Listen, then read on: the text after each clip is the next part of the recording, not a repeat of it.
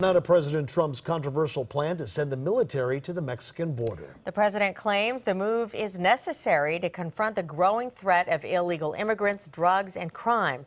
KCAL 9 political reporter Dave Bryan has more on the proposal and the reaction tonight to this idea. This is all part of the president's Get Tough campaign we've seen kind of like for the last week or so on illegal immigration and undocumented immigrants. Still steaming that the border wall was basically dumped in the new federal budget he signed. President Trump says it's time to move on to option 2. Send in the military, at least until the wall can be built. We're going to be guarding our border with the military. That's a big step. There were no details given, but President Trump declared that the military is needed to secure the border with Mexico until his border wall can be built, which, at the pace things are moving now, could be many years before completion. And I think that it's something we have to do. It wasn't clear whether the president was talking about sending U.S. Army, Air Force, and/or Marines to patrol the border, or send the National Guard, which has been done by other presidents.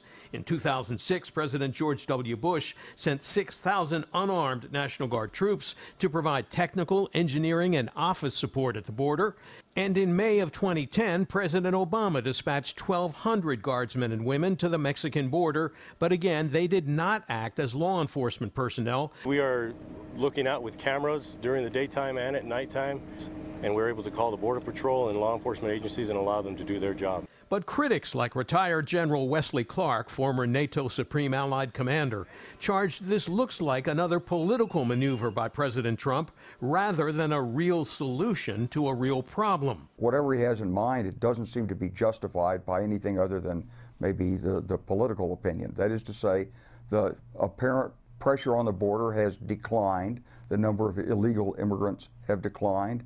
There are record deportations. Situation on the border seems to be better than it's ever been. This so-called caravan of about 1,200 migrants moving through Mexico from Honduras appears to have sparked the president's interest in militarizing the border after he saw a report about the march on Fox News. The caravan, which is over 1,000 people, coming in from Honduras, thought they were going to just walk right through Mexico and right through the border. CBS News reports the migrants are primarily trying to escape violence in Honduras and maybe seeking asylum in Mexico or the U.S.